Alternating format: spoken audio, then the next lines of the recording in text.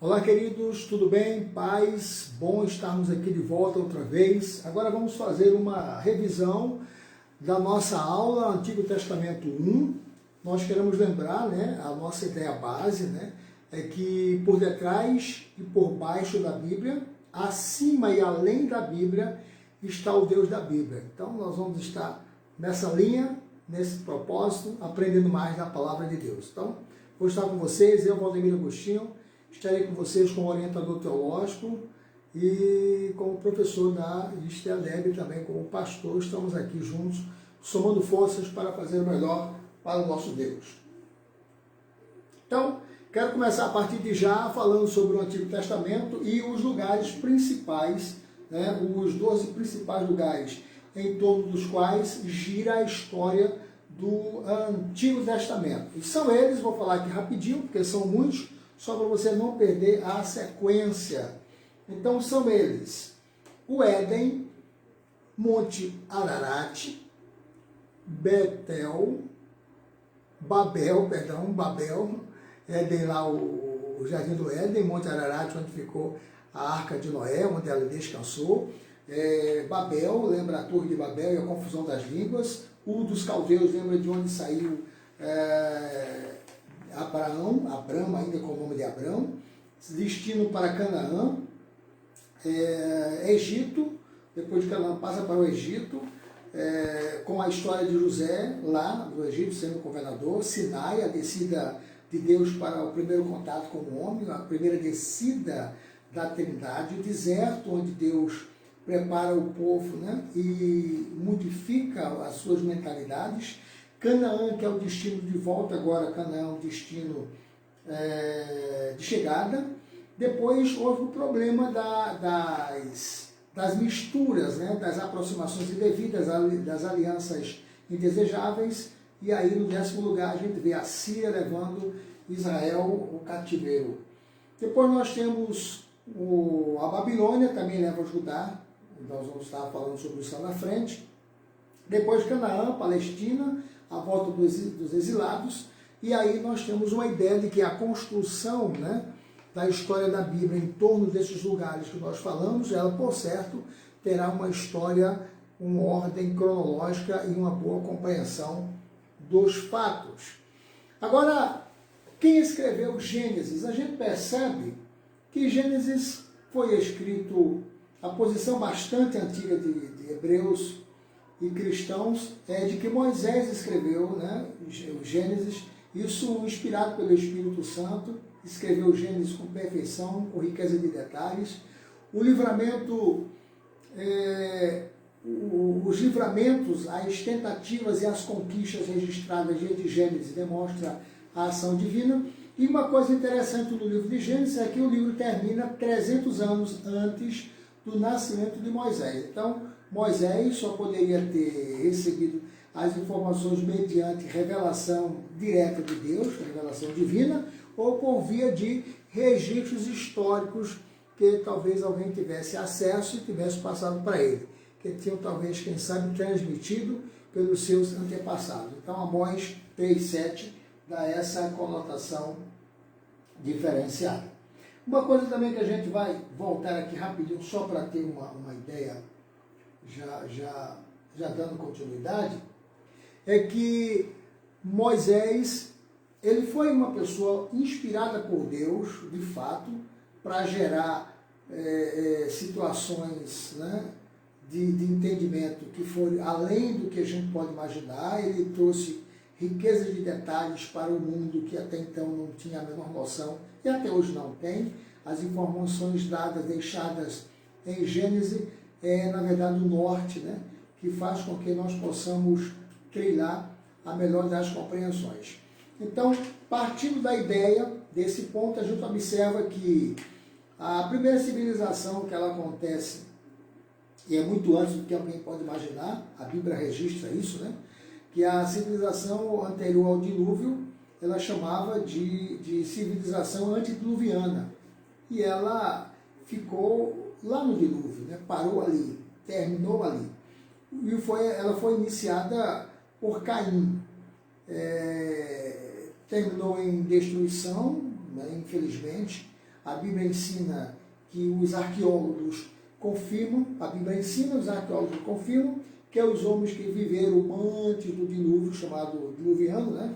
Eles não eram selvagens, como alguém queira classificar, eles já tinham uma certa um desenvolvimento, já agiam com uma consideração, com um considerável grau de civilização. Gênesis 4, 17 a 22 registra isso, menciona o progresso daquela civilização, porém não se sabe muito sobre os antediluvianos. Alguns dos lugares que habitavam foram descobertos há pouco tempo, né, por alguns remanescentes das suas obras, confirmam que a civilização, conforme o que a Bíblia relata, ela teve uma comprovação, né, uma comprovação. As cidades, existem algumas cidades que foram registradas como detentora desse acervo, dessa informação, e nós temos vastos entendimentos da Bíblia Sagrada que demonstra perfeitamente que a Bíblia ela é de fato rica em conhecimento, ela é rica em informação, e as pessoas que conhecem a Bíblia, as pessoas que leem e estudam a Bíblia, certamente confirmam essas observações. A narrativa do dilúvio na Bíblia ela é muito simples e ela é muito direta. E nós queremos, pelo menos até destacar, que o fato dela constar, né, na Bíblia Sagrada esses relatos, e são de certa forma um tanto assustadores, e são interessantes, né, também pelos fatos, pelas informações que traz, mas porque esses acontecimentos na história da redenção da Bíblia relata na redenção que a Bíblia relata. A Bíblia relata primeiro porque a Bíblia ela é histórica, ela é científica, ela é divina, ela é humana, então você na Bíblia encontra de tudo. E os relatos que a Bíblia registra é justamente para a comprovação que de fato a Bíblia tinha razão.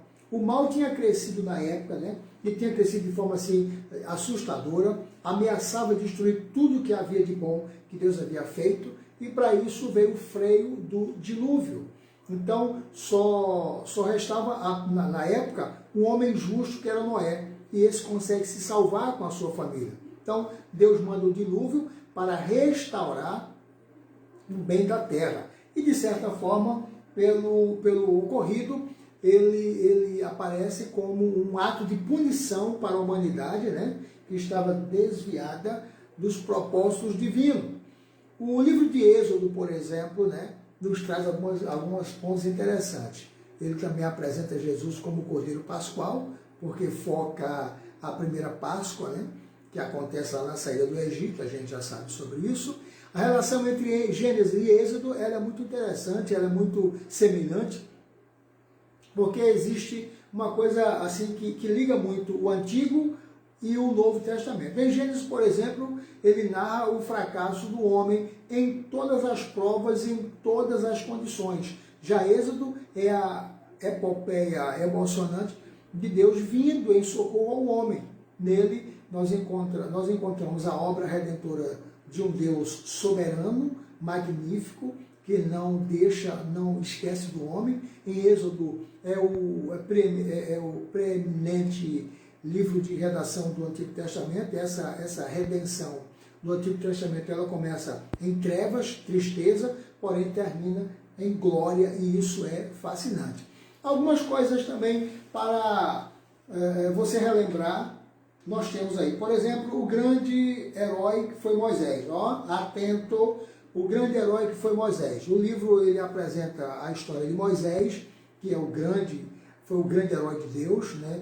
Moody, ele diz que Moisés é o homem dos 3 tempos, dos 340, né? Gastou o primeiro 40 pensando que era alguém, depois ele vai e gasta o segundo 40 aprendendo que não era ninguém, e então utiliza o terceiro e último 40 descobrindo o que Deus pode fazer através de um ninguém. Hebreus fala sobre isso na galeria dos heróis da fé, capítulo 11, versículo 23 ao 29. Agora nós vemos lá no Sinai a descida, a primeira descida de Deus em contato com o homem, né? Nós temos primeiro a lei, né? E depois o tabernáculo. A lei, nós começamos a partir daí, Êxodo faz essa demonstração, né? A última parte do livro, que vai do capítulo 19 ao capítulo 40, ele nos ensina que o remido precisa fazer a vontade do seu remidor. Ou seja, consagrando-se ao seu serviço e submetendo-se ao seu domínio. Por isso a lei moral é dada e em seguida a lei cerimonial, que era a provisão de Deus para quem violasse a lei moral. Então, esses eram os pontos apresentados. Na sequência, nós temos o tabernáculo. Então, Deus deu o tabernáculo como uma figura assim minuciosa do Redentor que estava para vir, em seus muitos ofícios, como o lugar para a sua glória visível na terra. Sua maravilhosa tipologia é rica em verdades cristãs que nos enriquece nesse entendimento. A escravidão do Êxodo, que ela começa no capítulo 1 ao versículo 22, narra coisas que são interessantes. Por exemplo, este livro ele começa 3 séculos e meio depois dessa cena final de Gênesis. Então, ele não ou seja, quando Moisés escreve Gênesis, ele escreve com um tempo muito na frente, né? Muito na frente. E ele termina Gênesis com uma distância grande da sua realidade, do seu tempo real, entende? E isso por inspiração, por registro de inspiração, ele detalha coisas magníficas que eu acredito que é difícil até de contemporâneos ter guardado tanta informação para lhe passar. Então, repetindo, este livro ele começa 3 séculos e meio depois da cena final do Gênesis. O livro de Gênesis é a história de uma família, o livro de Êxodo é a história de uma nação. O patriarca Abraão, ele morreu quando Jacó, o seu neto, tinha apenas 15 anos de idade. O filho predileto de Jacó, José, fora vendido para o Egito como escravo e alcançara grande poder e influência. E observa que coisa interessante. Quando José, você conhece a história, teve um sonho, e o sonho dele era tão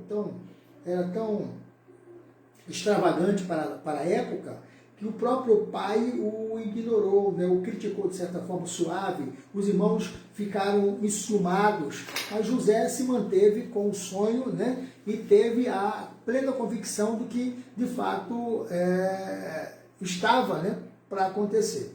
E aí ele termina sendo vendido para o Egito. No Egito ele passa um bom tempo como escravo, termina sendo erguido como o sonho havia revelado, e ele passa a ser governador. Os filhos de Jacó conquistaram grande favor por serem irmãos de José. Então, eram 70 irmãos quando desceram lá para o Egito e habitaram na parte alta do delta. Foi um lugar que, na época, por consideração a José, o faraó tinha cedido para ele e permitiu que ele trouxesse os seus irmãos. É por isso que, a partir daí, começa a ter o entendimento de hebreus, que é além do rio, ou os que vêm de longe. Então, eles vieram de longe como migrante, né? E chegaram no Egito, as 70 pessoas, né? E mais alguns, né, associados a isso. Mas antes de saírem lá, eram uma nação de 3 milhões de pessoas. Esse número ele oscila muito, né? Ele usa esse número de 3 milhões, e alguns outros historiadores dizem que a Bíblia registra de 600, mas aí os 600 ele multiplica por 3 e dá um total de 1.800.000. 1.800.000 pessoas, né? 1 milhão, porque são 600, 1.200, 1.800.000 pessoas. Mas ela já faz um cálculo assim, bastante avançado, que já avança para 3 milhões de pessoas. É apenas de uma família, numa quantidade de 400 anos aproximadamente. Então, a escravidão, ela gerou algumas correções, mas mesmo assim o povo não se inclinou de fato para o que Deus queria. Então a história nos livros do Êxodo e Levítico, Número e Deuteronômio, ele mostra que Deus não se esqueceu da promessa que havia feito a Abraão. E a expressão, olha outro ponto aí para vocês não esquecerem, e a expressão a promessa feita a Abraão é: de ti farei uma grande nação. Presta atenção, hein? De ti farei uma grande nação, Gênesis 12, 2. Os registros de família de Abraão, Isaac e Jacó, sem dúvida, foram levados para o Egito e ali se tornaram parte dos anais daquela nação que estava nascendo ali. Através dos longos anos de escravidão, eles se apegaram à promessa de que um dia Canaã seria o seu lar. E aí nós vemos isso quando Deus desce e livra o povo do Egito, lá Êxodo 3, 7, 8 registra isso. Agora os indivíduos e as famílias tinham se organizado em uma nação, eles entraram como tribo, né, e saíram como nação. Deus iria dar-lhe leis pelas quais se governassem, ele os levaria de volta à terra que havia prometido, e na trajetória do caminho Deus foi preparando o povo, que foi o grande deserto. E lá um dos primeiros toques relevantes é a descida do Senhor, a descida de Deus nos Sinais, e dá para ele as diretrizes de uma verdadeira nação, porque eles estavam sendo polidos, preparados e encaminhados para de fato serem uma nação forte e vitoriosa. E aí a gente vê que de família vai para a nação. Foi uma parte da história de Gênesis, ela é dedicada inteiramente a José, capítulos 37 ao 48. Por que isso? Porque José é a ligação entre a família e a nação. Presta atenção, hein? José é a ligação entre a família e a nação. Porque através do tempo de José, até o tempo de José, era uma família. A família de Abraão, Isaac e Jacó, os 70. Mas o que é que acontece? Através de José, o povo é levado para o Egito. E do Egito se tem uma conotação completamente diferenciada. Aí o que é que a gente observa? Nessa diferenciada, a gente repete o tom e entende o seguinte: aproximadamente 300 pessoas constituíram a família de Jacó, a mesma que foi para o Egito, tá? Via José, e no final do livro de Gênesis, mais ainda, é como uma família, né? Uma família destaque, uma família que Deus está tratando. Quando a gente lê a respeito dessa família e da bênção que Deus deu a cada um deles, os seus filhos lá em Gênesis capítulo 49, a gente percebe o cuidado de Deus e a forma como Deus tratou de maneira exclusiva, né, desse povo. Então, aí nós temos o fechamento do Pentateuco e a abertura dos livros históricos. Josué, capítulo 7 do livro Texto, que a gente está estudando, ele apresenta Jesus como capitão da nossa salvação. Josué fala isso, né, 1:11, e para que entreis, isso é o texto-chave, né? E para que entreis a terra que vos dá o Senhor vosso Deus, para possuirdes, cabe a Deus dar, cabe a nós possuir. Como o livro de Josué, ele começa com a segunda divisão do Antigo Testamento, os livros históricos a partir daí, né? Ou seja, a partir desse ponto, a gente tem uma visão diferente. Fecha-se o Pentateuco, temos a ideia da criação de tudo em Gênesis, da partida em Êxodo, né? das estatísticas em números, e aí vai se indo, né?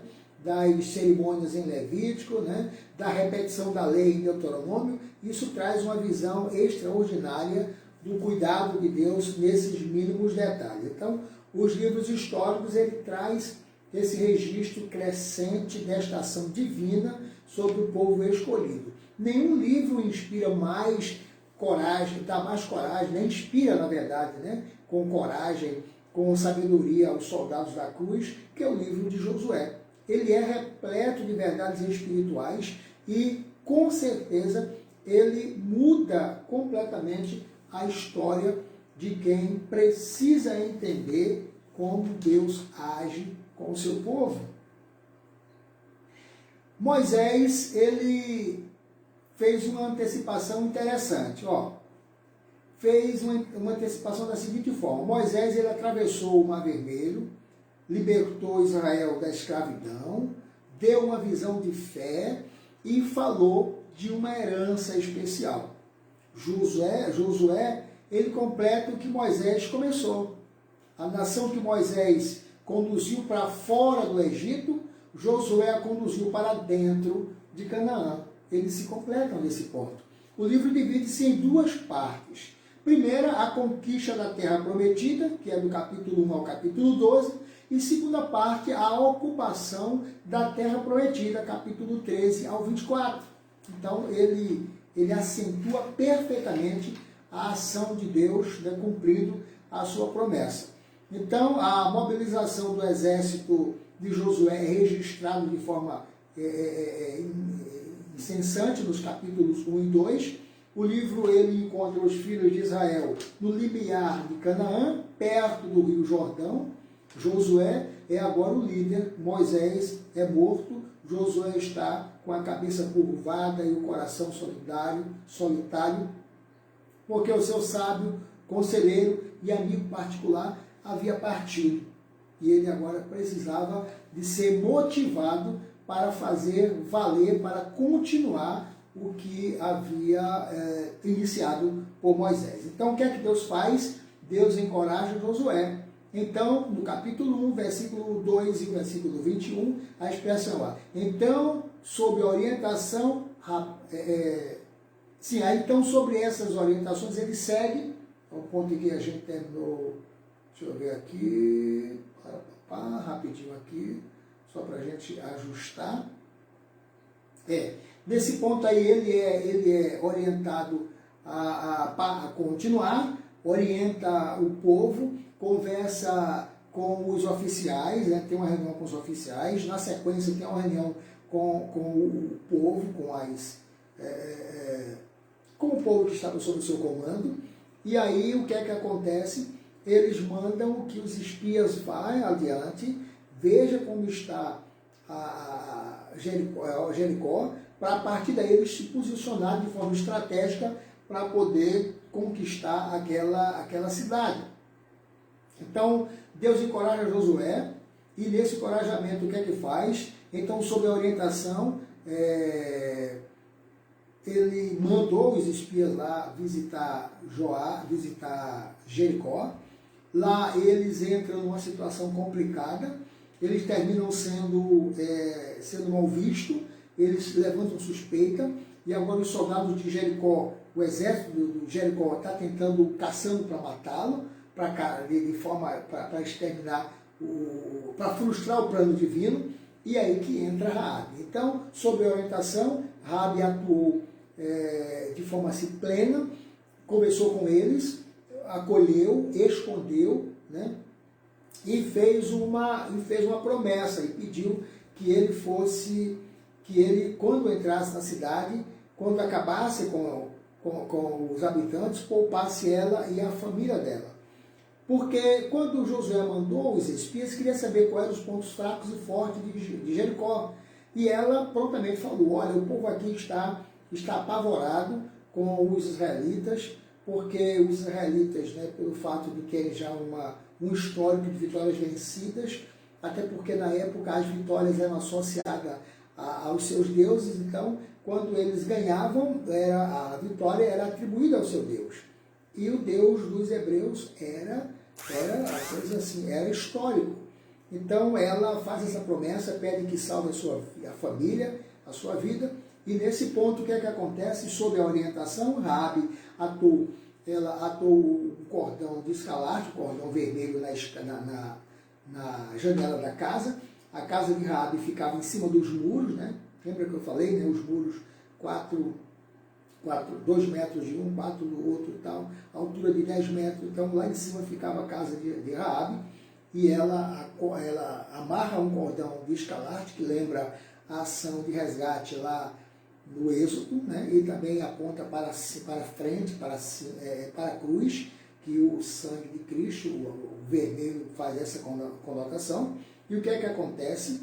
Ela sim amarrou o cordão de escarlate na janela, para que a sua casa fosse identificada e poupada quando a cidade fosse destruída. Ela tinha certeza que a cidade seria destruída e que tudo mudaria a história dela. Então, disse alguém que Raabe foi salva não por seu caráter, porque o caráter dela estava de ponto negativo, mas pelo sangue de Jesus, ou melhor, pelo sangue, né? O nome dessa mulher ficou na galeria da genealogia de Jesus e na galeria dos heróis, né? Então é citado a forma como ela agiu, a maneira como ela confiou. E agora vem a queda de Jericó, né? Antecipando os pontos. Jericó não ficava longe do Jordão, estava a uma caminhada de 20 minutos, o acampamento de Gilgal estava distante, estava a priori estava a 10 quilômetros de distância do Jordão, aí ele aproxima para 5 quilômetros, para ficar bem perto, e perto, na hora do comando, o que é que acontece? Ele faz outra vez outra reunião, orienta o povo e diz: agora vocês têm que lembrar o que fizeram lá no início, andaram acompanhando, observando a luz, ou melhor dizendo, a nuvem, né, de dia e a coluna de fogo à noite. E agora vocês vão ficar atentos para a arca. O movimento da arca será o movimento que vocês irão acompanhar. E aí veja que coisa interessante, né? Por esse ponto, todo mundo agora alertado, atento para seguir os pontos de orientação. Então, o que é que a gente observa sobre a queda de Jericó? Josué diz o seguinte: primeiro, a gente percebe, e você sabe da história, ele vai lá, dá uma girada no dia e vai embora. O pessoal critica, não entende nada, subestima o que ele fez. No dia seguinte ele faz a mesma coisa, era um propósito dele sobre esse ponto, era para levar o povo ao limite, para entender que era independente de Deus, para perceber que só Deus poderia agir, e aí no 7º dia ele dá as voltas. Jericó era fortalecida, né? Os pontos fortes de Jericó eram fortalecidos. Jericó tinha uma estrutura tremenda. Mas o que é que acontece? Josué diz que ruíram as muralhas e o povo subiu à cidade, cada qual em frente de si, e tomaram a cidade. Capítulo 6, versículo 20. A terra prometida tinha, no geral, tinha 290 quilômetros de comprimento, com 65 quilômetros de largura. Então, o Jericó era fortalecida. A pergunta que se faz é a seguinte: Jericó é um fato científico ou é um milagre? Algumas pessoas querem dizer, os mais inteligentes querem dizer que é milagre, que é ciência. E os mais fervorosos é milagre. No entanto, o milagre e a ciência não andam tão separados assim. As pessoas que querem separar, né? Observe o seguinte: Deus sabia que certa vibração, como a ciência diz, destruiria o muro. O som produzido pelas trombetas e o grande alarido do povo fez o muro cair. Mas quem disse isso a Josué? Quem explicou para ele que só vieram descobrir depois que a vibração sonora geraria um prejuízo desse? Né? Quem falou? Outra coisa interessante que confirma pela ciência é que a Bíblia Thompson traz um registro de arqueologia que diz que em pesquisas, né, nas escavações, descobriram que o muro não apenas caiu, né, ele caiu parte, mas grande parte do muro foi fundido, chama dentro, foi empurrado como que um grande calor o empurrou terra dentro. E o que é isso? É o que havia dito, é o que Deus fez, é a ação de Deus, né, através do ato milagroso envolvido pelo milagre, pela confiança, pela fé, né, e aí o milagre aconteceu. Agora a gente parte para o ponto final, capítulo 24, e a gente vê a despedida de Josué. Então Josué, já velho, com 110 anos, ele sabia que ele não iria viver muito tempo, mas ele queria transmitir ao povo as suas palavras finais de advertência. Ele não queria partir sem antes deixar o povo preparado para a grande missão. Ele sabia que grande parte, ou melhor, toda a geração que saiu do Egito já não existia mais. O antepenúltimo a morrer foi Moisés, né? Viu a cidade à distância, mas não chegou nela. E agora resta somente Josué e Caleb. Josué orienta o povo, então convocou os dirigentes e depois todo o povo e recomendou que se lembrasse do poder e da fidelidade de Deus e os admoestou a serem fiéis. Agora, pois, teme ao Senhor e servi-o com integridade. Josué esclarece essa necessidade para o povo. E era preciso levar a sério tudo isso. O livro de Josué, ele é, de certo modo, outro livro de princípios, no qual nós vemos uma nova nação, formando a sua vida nacional, porque saiu bruto, saiu sem entendimento, saiu sem compreensão alguma, mas durante o deserto, Moisés foi orientando como ele se relacionar entre pessoas, né? A necessidade do relacionamento social, a necessidade da inteira confiança em Deus, a necessidade da dependência, e começou mostrando os critérios, né? A ética da própria conduta foi estabelecida por ele, e eles devagarinho foram aprendendo como liderar. Então o livro de Josué, de fato sim, é um outro livro de princípios. Nós vemos essa nova nação agora sendo formada, agora com a vida nacional. Lá na frente, eles enfrentam dificuldades, problemas. Foram 15 os juízes que tentaram contornar as coisas, né? Porque as pessoas estavam, depois da morte de Josué, ficaram desorientados, cada um andava do seu jeito, da sua forma, tinha a sua própria ética, e as coisas começaram a desandar. Então foi preciso levantar 15 juízes, e entre eles houve 4 de destaque assim, extraordinário, né? Está assim de top, né? Tem os outros, mas de top temos Débora, Gideão, Sansão e Samuel. Nós também temos outros que tiveram, cada um teve a sua contribuição, Eudes, Jefté, né? E tantos outros tiveram sua contribuição, Sansão, né? Mas nós observamos aqui, Débora, Gideão, Sansão e Samuel foram os destaques. Samuel foi o último dos juízes, o primeiro dos profetas nesse aspecto. Então acredita-se que por 350 anos não foram interruptos. É provável que fosse, talvez assim, constituído-se um libertador, que era o que acontecia, o povo se acalmava, voltava a confiar em Deus, depois desandava, quando desandava, começavam a ter prejuízos, começavam a ter desvantagens, e quando chegava a esse ponto, Deus chamava a atenção outra vez e levantava outros líderes, e aí foi durante esses 350 anos, 15 juízes reinaram, né? Não diria reinaram, mas comandaram, conduziram, né? O povo nas suas decisões. Então, outra questão, né, que a gente também não pode deixar passar, é que em diferentes ocasiões e lugares isso acontecia, é fato, a gente sabe disso, cada qual, como eu falei anteriormente, inclinava para um lado, o povo havia se desviado por completo de Deus, adorava os deuses das nações ao seu redor, política da boa vizinhança, para se relacionar com ele, tá? Para comer do prato, né? Para dizer que são iguais ou coisa semelhante a isso, eles começaram a desprezar as recomendações de Deus através de Moisés e, por último, através de Josué. Aí o que é que a gente observa? Bom, como punição pelo seu pecado, Deus os entregou nas mãos daquelas nações, as nações que eles estavam criando amizade, que na verdade era inimizade. Então o livro ele começa com concessão e acaba em confusão. E é isso que acontece com qualquer vida submersa, né? Sempre há os prejuízos das concessões. Então este livro ele apresenta um vivo contraste com Josué e os juízes. né, os 15 juízes no contexto geral. Veja como a coisa é bem diferente.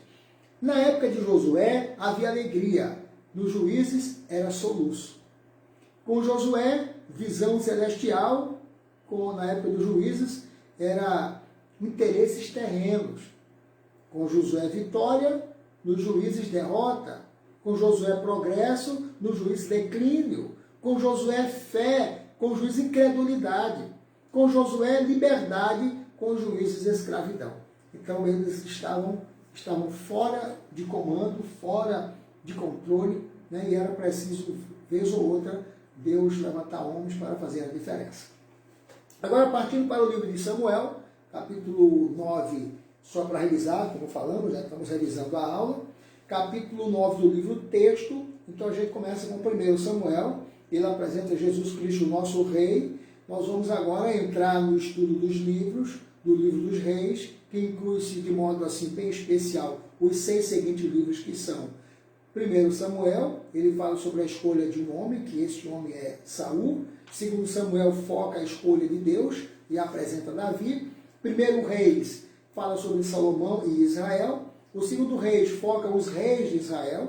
1 Crônicas relata Salomão e o templo. E 2 Crônicas detalha os reis e o templo. Então esse é o trocadilho de informação que a gente percebe nessa trajetória. A história real, ela começa com o primeiro livro de Samuel. E com Samuel termina um longo período do governo dos juízes. Presta atenção, tá? Samuel faz uma transição aí, tá? Ele faz a transição da monarquia, da teocracia para a monarquia. É bom isso ficar bem claro. Então, repito para ficar na mente de vocês. A história real, ela começa com, eu falo história real dos reis, né? Começa com o primeiro livro de Samuel, com Samuel termina também o longo período do governo dos juízes. Então, quando ele subiu ao poder, o povo achava-se em estado lamentável. Estou falando de Samuel, tá? Quando ele começou a comandar o povo. Haviam praticamente rejeitado a Deus e passaram a clamar por um rei terreno. Eles estavam copiando as nações inimigas, e é assim que parece que o inimigo faz com as pessoas, né? Começa a querer copiar o inexistente, o irreal, né? E as inverdades, e começa a não enxergar as verdades. Então, primeiro livro de Samuel, capítulo 8, 4 ao 7, registra isso. Então, esse livro ele inicia no período de 500 anos dos reis de Israel. Ele cobre esse período, né? Aproximadamente do ano 1095 ao ano 586 a.C. Os acontecimentos registrados em 1 Samuel, eles cobrem um período de 115 anos, desde a infância de Samuel, passando pelo agitado dia de Saul, até o início do reinado de Davi. Descreve a vida dos 3 homens. O livro nos dá a clara visão daqueles dias, e aí nós observamos como funcionou Samuel, né, o último dos juízes, como funcionou Saul, o primeiro dos reis. O livro ele nos mostra como Davi ficou pronto para a monarquia, como ele foi preparado para isso, de modo permanente, ele foi preparado de modo permanente, e Deus confirma o trono eterno de Davi, já focando pelos salmos o que vem posteriormente, que é a descendência de Davi, que chega até a família messiânica, a Jesus. O ministério de Elias, ele é interessante, também eu chamo a atenção para isso. O ministério de Elias, Elias foi um dado de fogo, um dado inflamado que Deus desferiu contra Acabe. Lembra de Acabe? Que Elias, numa certa hora de vontade própria, diz que não vai chover por 3 anos, não vai chover, e por 3 anos e meio não choveu. Ele foi punido por essa ação, Acabe, né? E pela terrível idolatria que Israel estava passando. Então, Elias, ele atravessa essa página de um modo assim muito rápido e terrível, né, como um relâmpago. O tesbita dos moradores de Gileade, assim era conhecido, e o nome dele significava Jeová é o meu Deus, adaptava-se perfeitamente ao estilo de vida dele, foi o mais notável dos profetas, quase que o príncipe dos profetas, né? Seu aparecimento foi repentino, a sua coragem intrépida, o triunfo no Monte Carmelo foi magnífico, a profundeza do seu desalento, seu arrebatamento e a aparição no Monte da Transfiguração é assim fascinante, né? É um dos que aparece juntamente com Moisés lá no Monte da Transfiguração com Jesus. E aí nós entendemos. Partindo para o livro de Isaías, no capítulo 18 do livro texto, ele apresenta também Jesus como Messias e a nota denominante ou predominante nesse caso, né, de Isaías é a salvação. Isaías significa a salvação de Jesus, ou salvação de Jeová, melhor dizendo, né, que é o mesmo que Deus. E agora vamos para a introdução aos livros proféticos. Na questão da introdução ao livro profético, a gente está um pouquinho fora de ordem aí, mas vai seguindo. Os livros poéticos, né? Poéticos, introdução aos livros poéticos. Os livros poéticos eles pertencem à idade áurea da literatura de Israel. Os livros proféticos eles pertencem ao período do obscurantismo do povo escolhido por Deus. Então, são períodos assim completamente diferentes, apesar de serem um pouco próximos, mas são períodos diferentes, com experiências diferentes. O ofício do profeta, a gente sabe que foi instituído no tempo de Samuel, a gente falou, ele foi o último juiz, né? E dá-se essa iniciativa, quando o reino se dividiu, e Judá e Israel estabeleceram-se como monarquia, separadamente um do outro, surgiram os grandes profetas que eram necessários para a época. Então houve 4 profetas maiores e 12 profetas menores. 4 com 12 dá 16. No entanto, são 17 os livros proféticos do Antigo Testamento, porque um dos escritores de profeta escreve 2 livros, que é Jeremias. Ele escreve o livro de Jeremias e Lamentações de Jeremias, já de forma poetizada. Ele divide-se em profetas maiores e profetas menores. Presta atenção, outro ponto interessante, que os profetas maiores e os profetas menores, assim são chamados, não por causa da sua importância, mas pela quantidade do material escrito, do tempo de ministério, da forma que atuou. Não havia privilégio nisso, nem mais unção ou menos unção. A questão estava ligada ao tempo de serviço, né? Ao tempo prestado na escrita registrada. Ok? Só para não esquecer. A autoria. Bom, Isaías ele foi escrito com 2 ênfases distintas e alguns eruditos até creem que tenha havido mais de um autor, tipo, no mínimo 2 autores. Por quê? Porque ele trata da obra de um homem com 2 mensagens. A primeira parte do livro descreve Israel, é totalmente voltada para Israel. Mas a última parte do livro, do profeta, ele contempla Jesus levando o peso do pecado. A história completa ele dá com riqueza de detalhes, repito.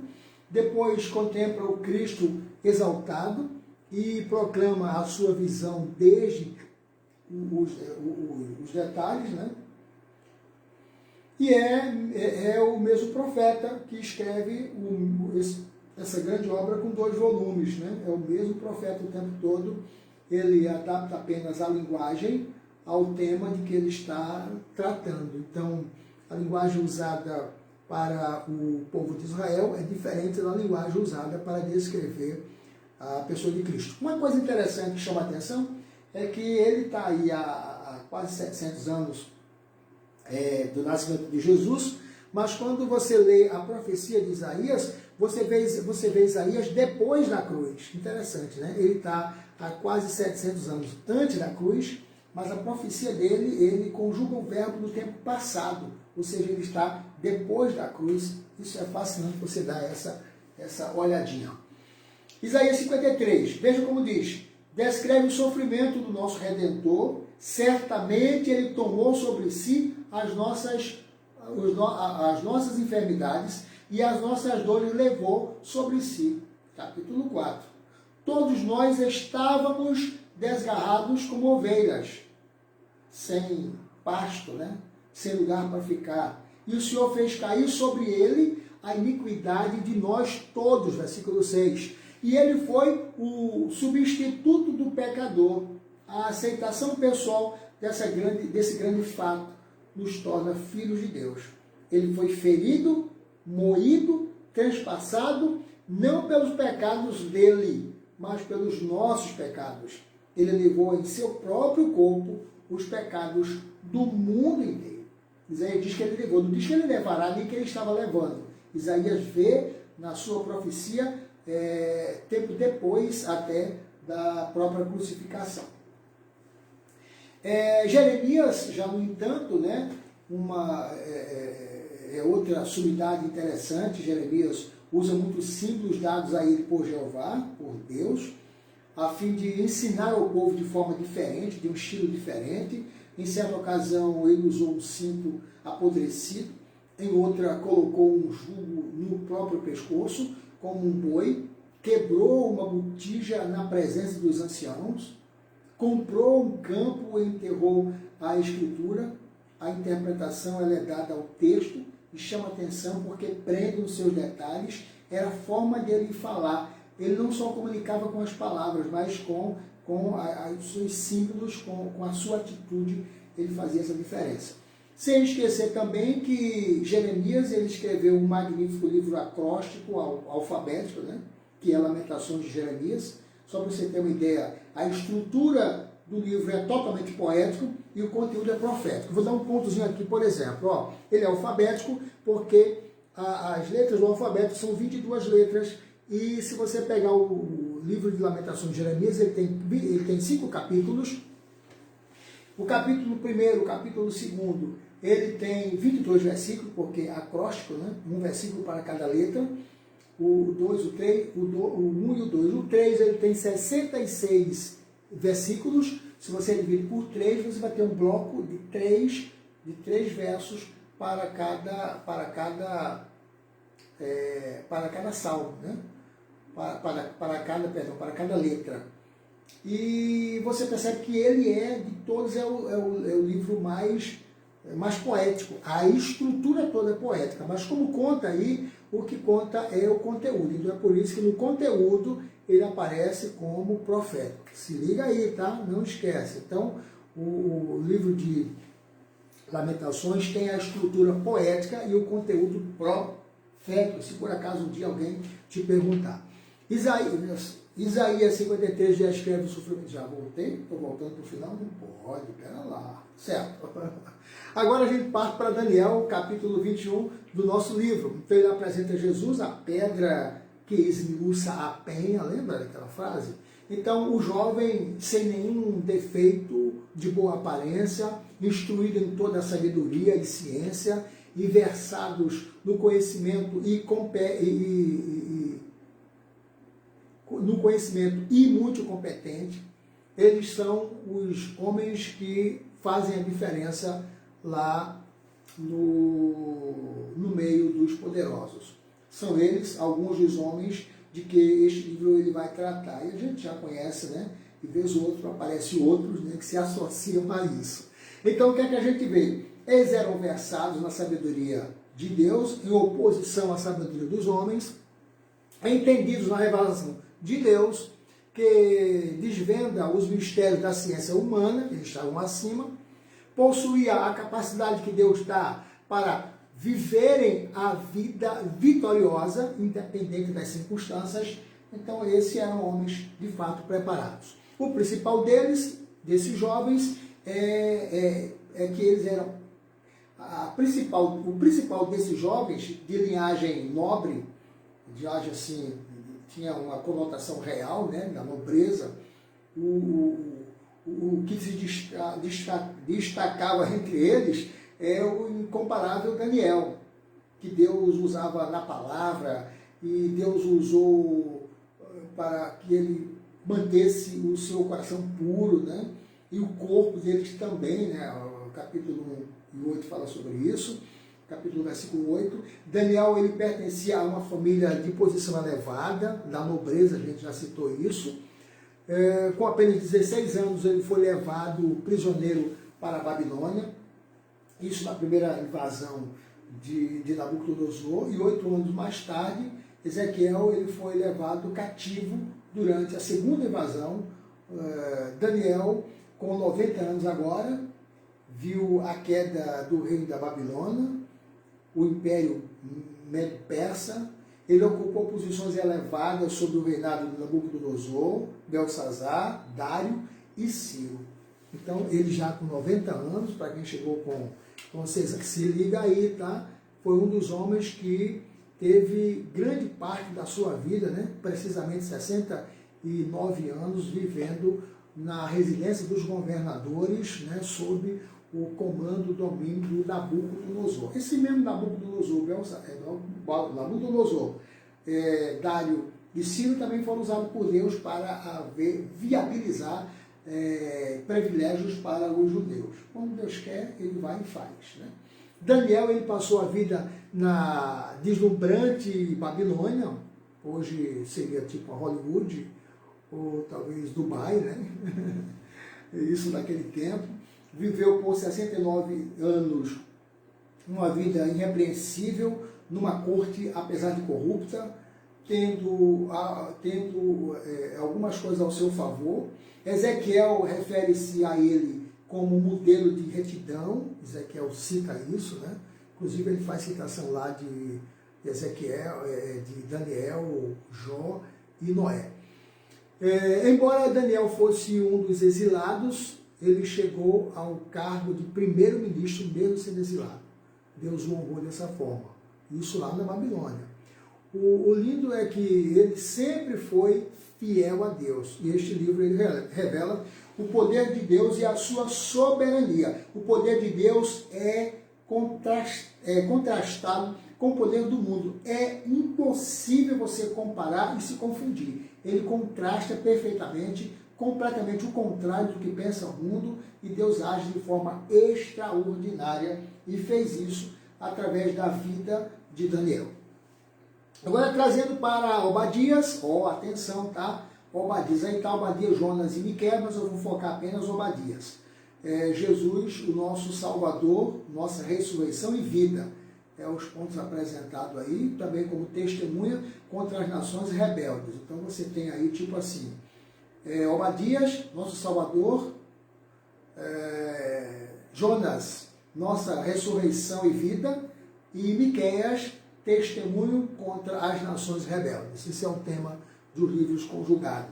Obadias é o livro presta atenção, Obadias é o livro mais curto do Antigo Testamento e só tem 23 versículos, mas encerra 2 temas importantíssimos, que é a ruína dos orgulhosos e rebeldes e o livramento dos mansos e humildes. Ele dirige-se diretamente a Sião e Edom e representa Esaú e Jacó, esses 2 filhos de Isaac que estavam em constante guerra. Todos nós, com as nossas 2 naturezas, não somos diferentes, né? As 2 naturezas terrena, e representada por Saul, e que é o orgulho, né? O ser arrojado, querer fazer as coisas, e a natureza espiritual, que representa Jacó, o escolhido de Deus. Uma coisa interessante é que esse problema de Sião e Edom, quando Edom se junta em determinada altura para se alia aos inimigos de Israel para tentar levar vantagem, o que é que acontece? Deus devasta, né, os inimigos e castiga Edom também por ter mudado de posição. Isso é muito marcante nessa trajetória. Agora, só para dizer que eu não falei das flores, para dizer que eu não falei da sarça, aí nós temos a sarça ardente.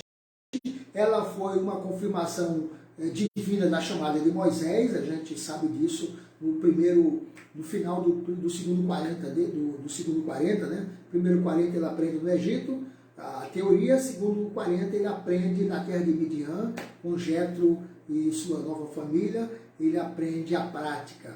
Então, quando termina a prática, quando ele está pronto para a chamada, Deus tem um encontro com ele através da sarça ardente que lhe chamou a atenção, porque a sarça é um arbusto que estava queimando, mas ele não se consumia, e ele ficou intrigado com aquilo, queria se aproximar para ver o que era, e Deus disse, olha, para de me secar, tira o